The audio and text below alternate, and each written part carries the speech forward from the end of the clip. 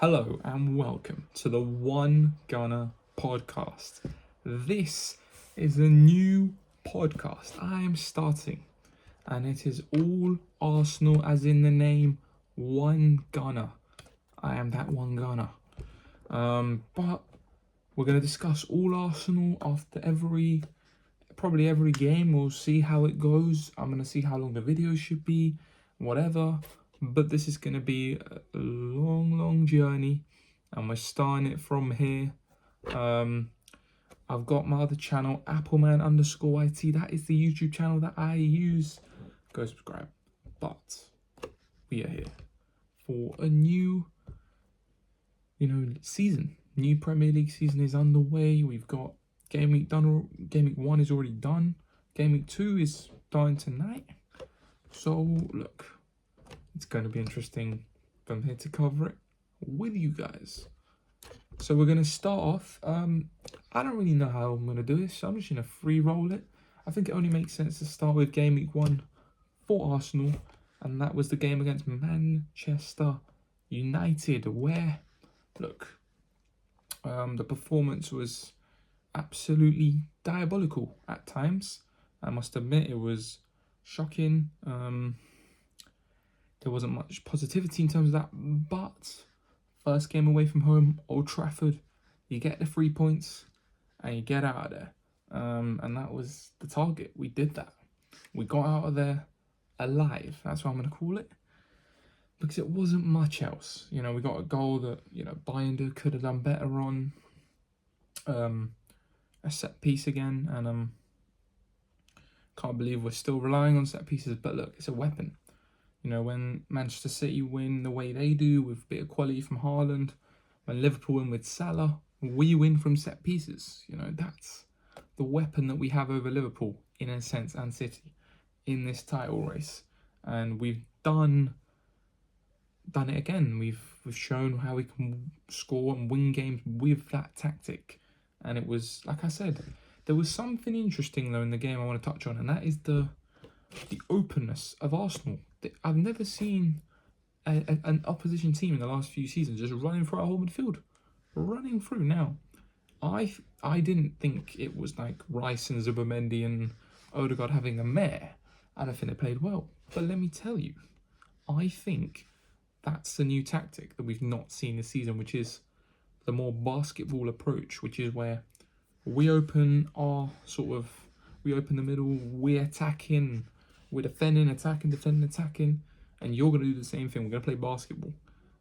Now, that's not going to happen that often this season. But when it does happen, you've got to be prepared. It might happen at Anfield in a week from now. It won't probably happen against Leeds tomorrow. But who knows? We'll have to wait and see. You have Gyökeres's Premier League debut, and he wasn't fit. There was a moment or two where you could see what he's trying to do. But I fear that we don't know how to play with my man yet, because he's not been here long enough. Saka doesn't really find him. Odegaard's not really finding him. Martinelli's definitely not finding him, nor is any of the other players coming off the bench. So it was, it was big, don't know what you call it. New fit. He's a new piece added to the jigsaw that needs completing for the Premier League title winning team or the Champions League contending team. And he's not really, brutally honest, it's not looking good right now, because if we've got Gyökeres getting that many touches every 90 minutes, he ain't going to score a lot of goals, let me tell you. It's the first game though, so I'm going to calm down obviously, but all I'm saying, Sesko comes off the bench for United and gets more touches than him. Havertz comes off the bench for us and gets more touches than him. I think Sesko got the same amount of touches, to be fair. But what my point is that we're not finding him. We're playing with 10 men, and I don't want this. We're not Manchester City. We can't have a 10-men team where we just have Haaland tapping it in. Of course, we want him doing that, and that's why we bought him. We need him in the box, but we need to find a way to cohesively find him in the box. Because every time we found him, it was like the ball's going out wide. It's drifting out. There's a little move on the side. It wasn't like a clear-cut opportunity. We had one moment where he he kind of slipped and backtracked. Just ignore that. That made all the memes. But all I'm trying to say is we need to find a way for Gyökeres to fit in this team. And Havertz is out now, which is, that's pretty big news in terms of, Havertz. He's been putting on the pressure. I've got to be honest. He's been putting on the pressure. But Gyökeres now knows he's going to be playing every game, 90 minutes pretty much. Unless we're going to try to do the Marino up front thing again, which Arteta, he might do it. But all I'm trying to say is Havertz ain't available now. So you've got an option there to play Gyökeres more. He's going to play against Leeds. Hopefully he scores. Hopefully he gets a chance. And in terms of outgoings, there was an outgoing that was meant to, not injury, but to leave the club, who's Leandro Trossard. And he wasn't on the bench against United. He didn't come on against United. I think he was on the bench, actually. My apologies. But Madueke came on over him. And I was like, ooh, could this be the end of Leandro? But then he signs a new contract. And all of a sudden, it's like, we're not going to sign a winger this summer. Or an attacking player. I was wrong about that. But whatever.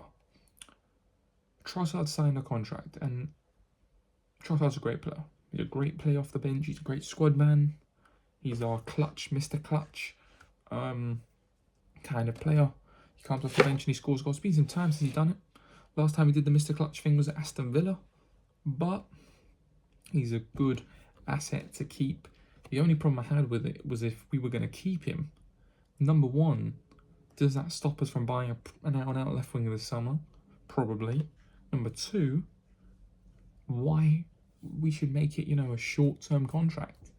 Why is it a 3-year extension? I found that baffling to me. Absolutely baffling. And a madness pay rise as well. I mean, he's a great player. But in 3 years, is Trossard really going to be the man? In a year, is he going to be the man? I think you keep Trossard this season, give him one more go. If he doesn't win the league, you replace him. Pretty simple.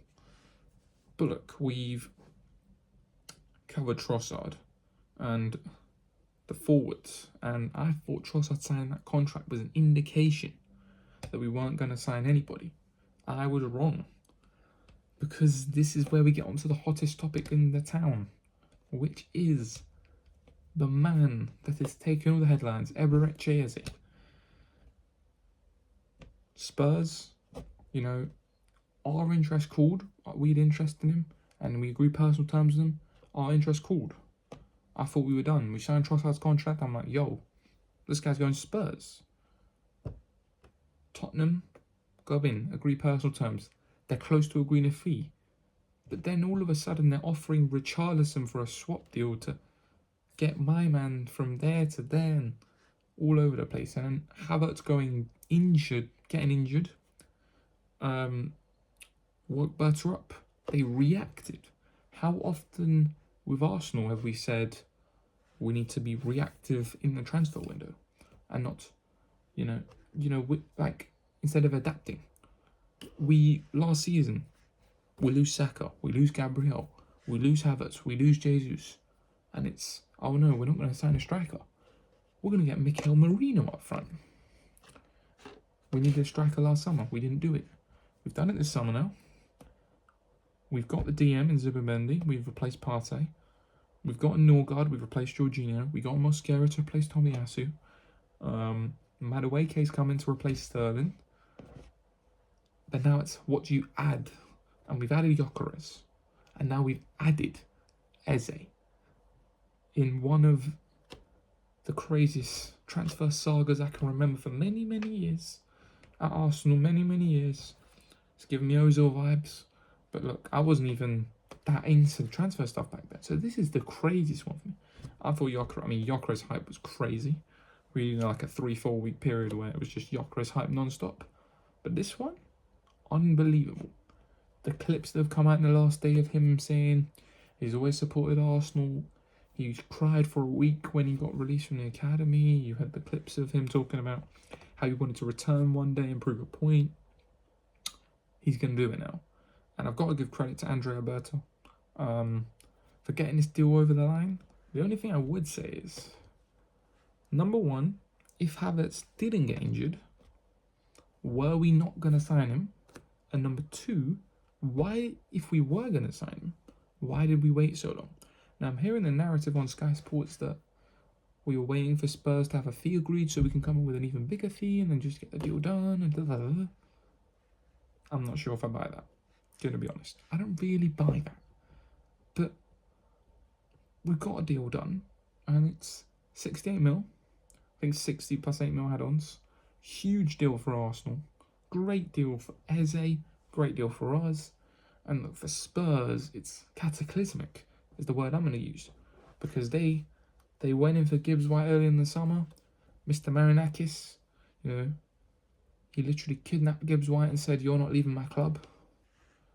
And today, obviously, there's news coming out of, I saw a press conference with Nuno Espirito Santos, and he's talking about how his relationship with Mr. Marinakis is, being broken and he's not close with him anymore and whatever. And then you had Madison ACL or Madison, huge injury. Kudos they sign. I'm like, that's a good sign. And then all of a sudden, it could have gone from Kudos, Gibbs White, Madison. Then they're going for Eze. I'm like, yo, Tottenham could be problems this season. And then all of a sudden, out of those 4 signings, they only have 1. And that's Kudos. Because we hijacked Eze. It was a hijack. I don't want to hear this nonsense about, oh, he wanted to join Arsenal. No, it was a hijack. Because if Spurs offered 85 million, just say they offered 85 million, right? They have personal terms agreed. They offer him that money. They give him all the wages he wants. He's going to Spurs. He is going to Spurs. I don't want to hear this nonsense about, oh, they had a Conference League playoff final. But they're playing against, no disrespect to the team, but they're smaller than my school team. I mean, I don't even know their name. It's worse than the teams that Chelsea were playing in the Conference League last season. They don't need Eze for that game. So whatever happened, happened. And we hijacked that deal. And Eze, what he adds is unreal. Because Gyökeres was the necessity piece. Eze is like Liverpool signing Wirtz. It's like the thing that could push them over the title. If Liverpool sign Isak, that could push them over the title. Us signing Eze is the same caliber. He's, in my opinion, he was in arguably Prem Team of the season last season. He wins Palace the FA Cup. He's been one of the best players. He's been one of my favourite players of all time. I'm not going to lie. One of my favourite players in the Prem. I said all time now, I mean in terms of recent times in the Premier League. But he signed, and I need that announcement video. I don't know if he'll play against Leeds. I don't know if he'll do that. But I'll tell you something. He will be trying to... I mean, my man didn't even play last night because he was like, yo, I want to be ready for Arsenal. I mean, he's already fit. He's already ready. So get him in. Just let him play.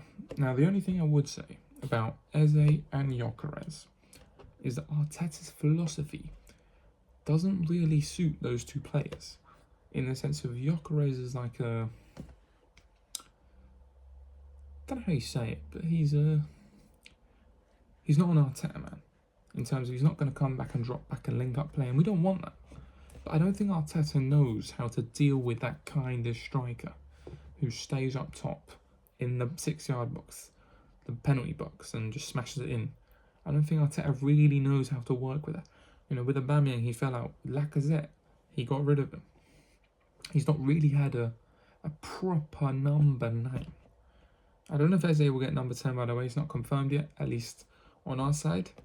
But apparent, I think he will. I think he'll get number 10. If he doesn't get number 10, then we better be signing someone else. Let me tell you, this summer. But look, Eze is... He's an expressor. What I mean by an expressor is he's not really going to stick to the system and the law of the system and dropping deep when he needs to. Fit in Arteta's tactics, he's going to express himself. That's what I mean by an expressor. And look, Eze, in terms of low block, so this game against Leeds, we're going to need to break them down because they're going to come with that low block, part of the bus settings, Jose Mourinho. We're going to need to break them down. And Eze is that kind of player. Odegaard's not really been that kind of player, if you know what I mean. Trossard has been the unlock player a few times for us. We need more unlock players. Gyökeres is an unlock player against low blocks. We need those kind of players. I want to keep more clean sheets this season. I know Raya's won the Golden Glove 2 seasons in a row. Let's make it 3 seasons. Saliba and Gabriel, another clean sheet off the bat to start the season as well. And I do hear some news. This is breaking news, actually. Gyökeres will be taking penalties this season for Arsenal. Now, I don't know how Fabrizio Romano knows this, but he's put it out there. We'll have to wait and see, because that's very interesting. Now, Saka, Odegaard, they've been taking pens in pre-season. Or Odegaard has, at least, and Saka's obviously Arsenal's penalty taker. But it seems to me that this is to, Gyökeres' strengths last season. He scored loads of penalties. So he scored two pens against City. He's going to want to play and get goals. This man's hungry for goals. When he did his first interview, he was asked a question: would you rather score a last-minute winner or score a hat-trick? And he said, I'd rather score a hat-trick. That is goal-scoring mentality that we've missed in this side. I'm sure he will be good, but as the added pressure, it's only game week 2, but it feels like Gyökeres hasn't scored for 10 years already. He's only got 1 goal. We need a real goal now in the Prem, and that's when I move on to Leeds United. These games are the games where Arsenal have cost the title season after season now, 3 years in a row. It's these games at home where we've lost the title. Last season, Everton 0-0. 2 seasons before that, Southampton 3-3. The Bournemouth game where Reece Nelson scored the winner, we were 2-0 down with 15 minutes to go to Bournemouth. Bournemouth were a good team, but at the time they weren't really that good, were they? West Ham last season, at home, defeat. Villa 2-0 lead, throw it away. Then losing the season before, the 2-0 defeat against Villa. So it's these games I'm looking at this season more than the Big 6 games. Because it seems to me that we almost have this complacency in these big games, at home especially. Our home form has to be better this season. Has to be. At Anfield, they lose 1 or 2 games a season max at that stadium. Last season, we lost against West Ham, we lost against Newcastle. We had devastating draws along the line like Aston Villa.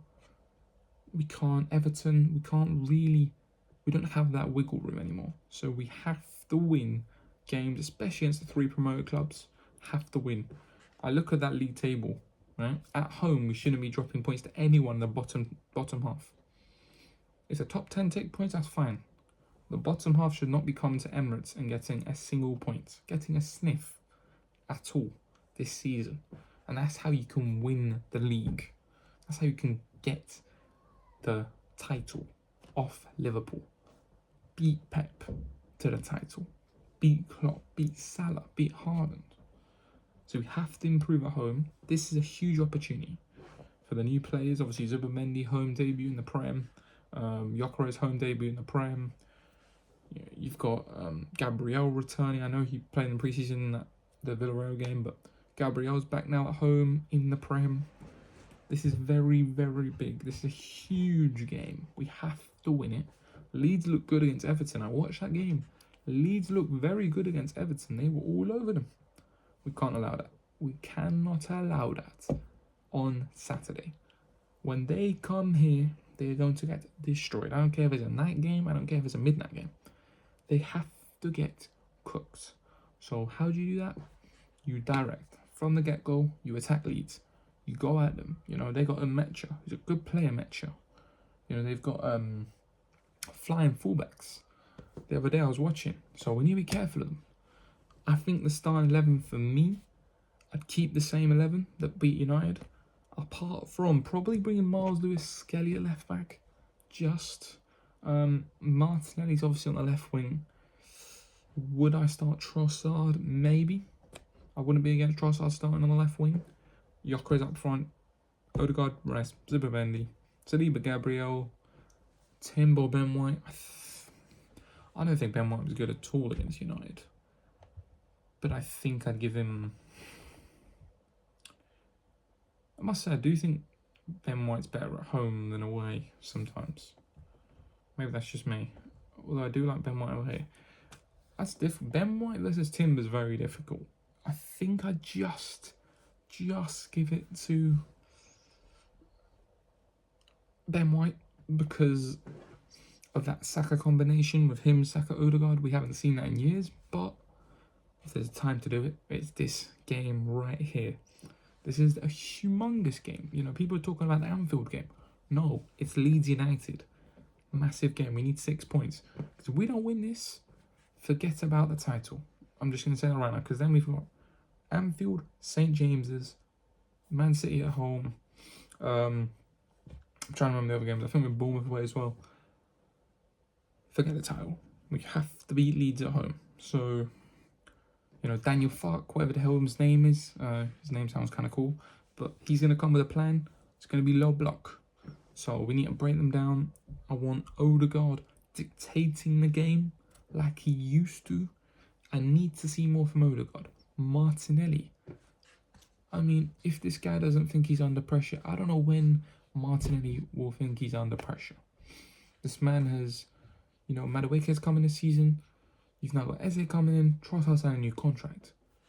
Those three things should make Martinelli more motivated to play better. Because he's been absolutely shocking in the last year. We need to see more from him. I want to see Zubimendi picking out passes between the lines more, which we didn't really see against United. I want Rice being back to his best. Saliba Gabriel just clearing up everything. Whoever plays right back and left back, I have a feeling that Arteta will go with the same 11 that beat United, but Timber right back instead of Ben White. I think that's a change. That'll be the one change that he makes to the 11 that played against United, in my opinion. Just predicting what he's going to do. But this game, I don't want to be going to half-time 0-0 or half-time 1-0 down against Leeds, right? We have to be getting an early goal against, you know, City when they played Leeds or... No, it's not even Leeds. It feels like I'm digging them out, but when they play the teams in the bottom half of the table, City, first 10 minutes, 1-0, 2-0, 3-0, the game's gone. You know, they might lose a game, they might win a game 4-5-2. They conceded 2 goals, they won the game. And that kind of brings me onto the sort of basketball approach we showed at Old Trafford, which was very interesting. If we go basketball with Leeds, we should beat them. But it didn't seem like it worked at Old Trafford. I don't think Leeds will open up. But the thing is, if Leeds do go a goal down, so if we score early, they go a goal down, they'll have to come out. And then it's like attack, attack, attack. Kill them.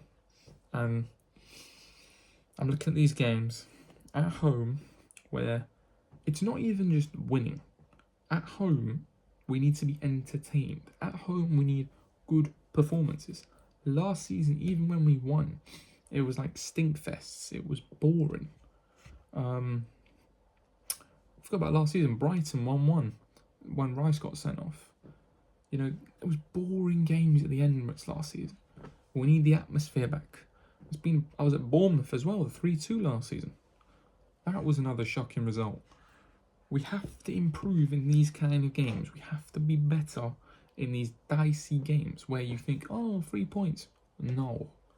Beat them, then get the 3 points, then we can move on. Because now, if we do win this game, 4-5-0, we're going to Anfield with our chests out, okay? We're going to Anfield believing we can win.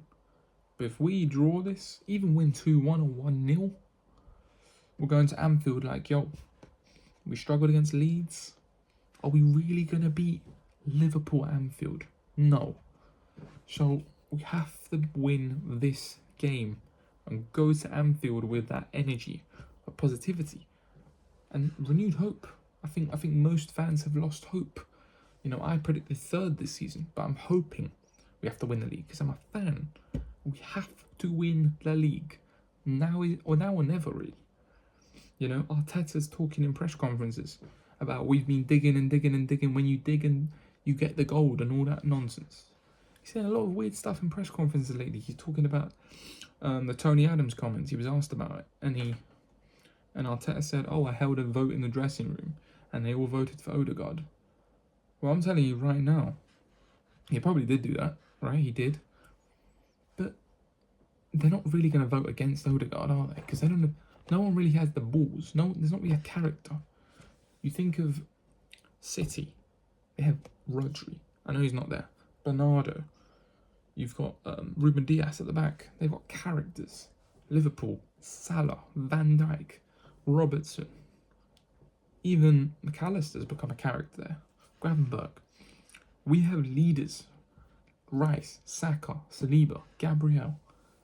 You now have Gyökeres there. Zubimendi's in. Odegaard is our captain.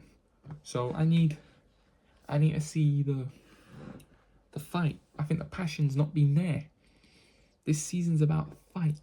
A few seasons ago we lost the title because of over emotionness. It kind of cost us.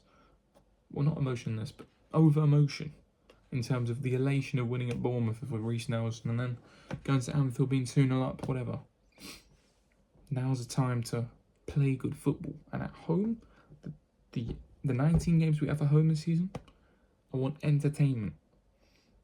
Entertainment. And that starts tomorrow against Leeds United.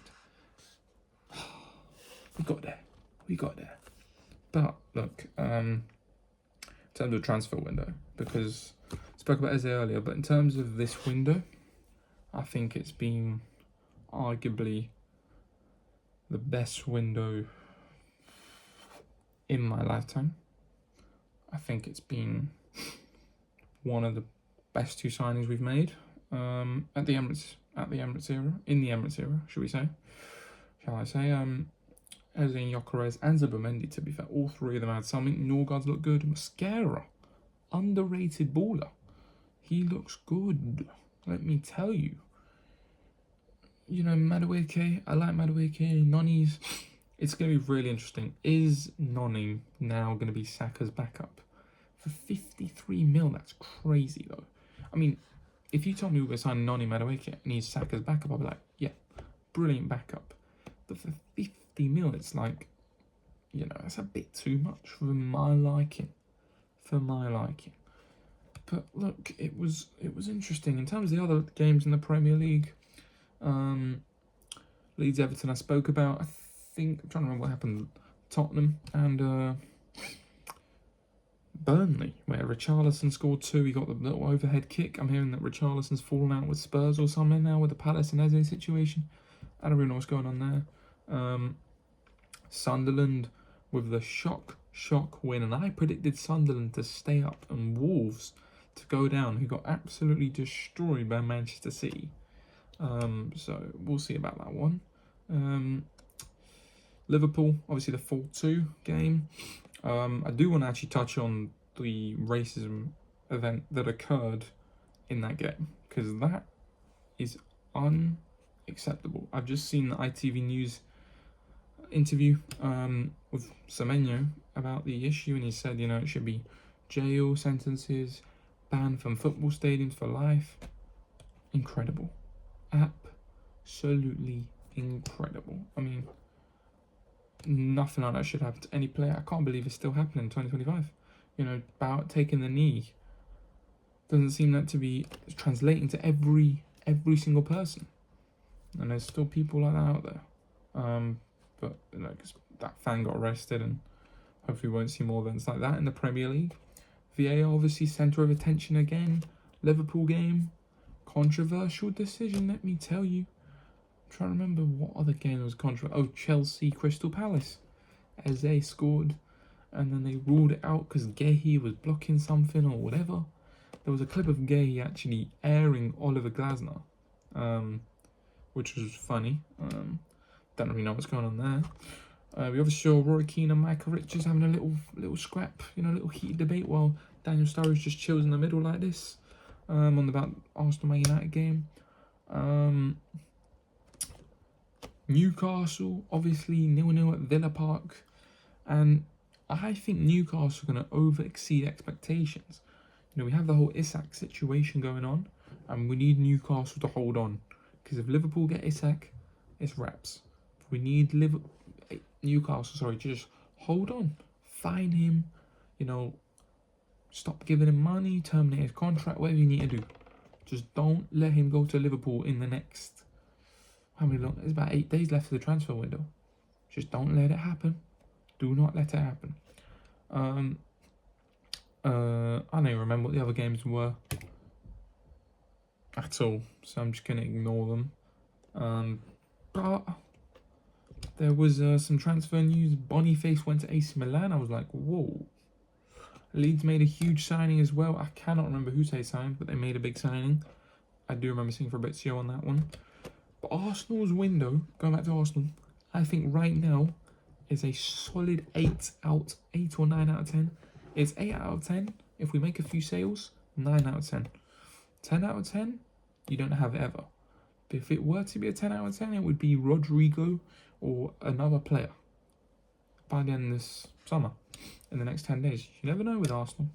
We can do it. Andrea Bertha is cooking. Absolutely cooking. And they also need to start telling people about these open training sessions, because I didn't even have a clue there was an open training session.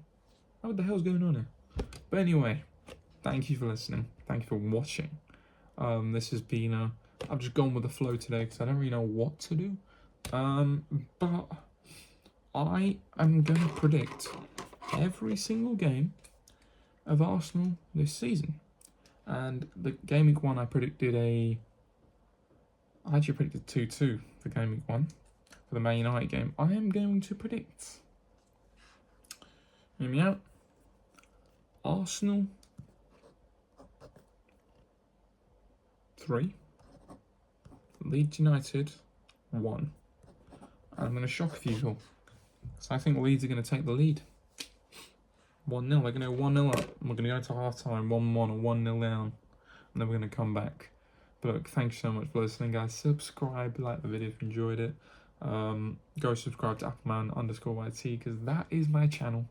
And look, this is a new format. This might be on Spotify. We'll see. I've not really tried Spotify stuff yet, so I might be a bit meh on that. But go subscribe to the channel. Go follow everything. Like the video.